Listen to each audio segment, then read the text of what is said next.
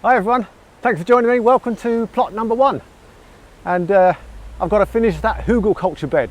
Last time, if you remember, I did the retaining wall, and this time I'm going to dig a path alongside the wall, and I'm going to use the soil from the path to backfill inside the Hügelkultur bed.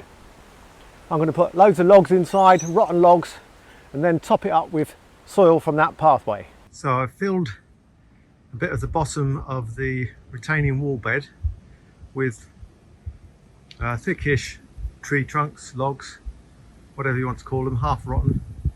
That's going to become a soaking point for water and help retain water within the bed over time. I've also prepared this pit for the fig tree.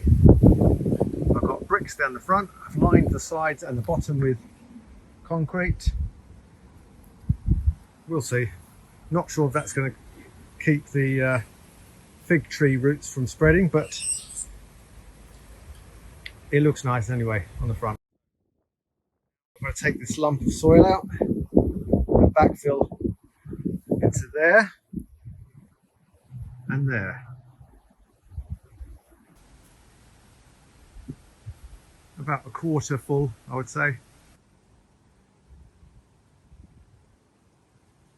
Making some good progress. Decided to make the pit for the fig tree also a Hugelkultur. That's quite a rotten piece of tree stump there. I'm hoping that will soak up a lot of water and rot down quickly. There you can see side by side progress of the pathway and the raised terrace bed. There we go. One Hugelkultur terrace bed, all finished and completed. This end is the pit for the fig tree, and the rest will be planted up with probably winter salad crops, and not sure about long term.